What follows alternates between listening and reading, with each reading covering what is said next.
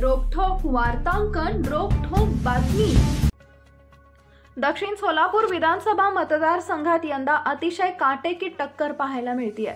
या सर्वांमध्ये महाराष्ट्र नवनिर्माण सेनेचे उमेदवार महादेव कोगनुरे यांनी मात्र पद्धतशीर आपला प्रचार सुरू ठेवलाय। गावोगावी प्रत्येकाच्या घरोघरी बांधावर कट्ट्यावर जाऊन त्यांनी मतदारांच्या भेटी घेतल्यात।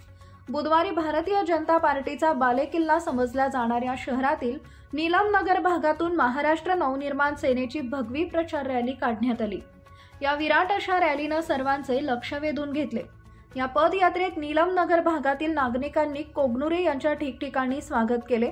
दक्षिण सोलापूर मतदारसंघातील सामान्य मतदारांना हे माहित आहे की महादेव कोगनुरे हा जनसेवक आहे, प्रामाणिक आहे, धनाढ्य कारखानदार नाही, त्यामुळे सामान्य जनता माझ्या पाठीशी आहे, त्यामुळे माझा विजय निश्चित आहे, असं प्रतिपादन महाराष्ट्र नवनिर्माण सेनेचे अधिकृत उमेदवार महादेव कोगनुरे यांनी केलंय।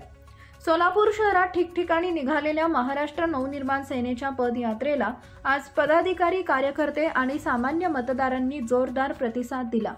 सकाळी 8 ते दुपारी 1 पर्यंत आकाशवाणी केंद्र, जगदंबा देवी मंदिर, भावता ऋषीनगर, ज्योतिनगर, जाधव पीठाची गिरणी, शरण बसवेश्वर नगर, भाग्यश्री नगर, गवळी वस्ती, बनशंकरी बोळ, गंगा चौक, नवदुर्गा मंदिर, नीलमनगर, गणेश मंदिर, कर्ली चौक, थोबडे बस स्टॉप, महंतेश्वर मंदिर, मार्कंडेय चौक, शिवशरण मठ, मोनेश्वर शाळेकडून डावीकडे जमादार वस्ती, तक्का वस्ती, विजयनगर आदी भागात पदयात्रा निघाली।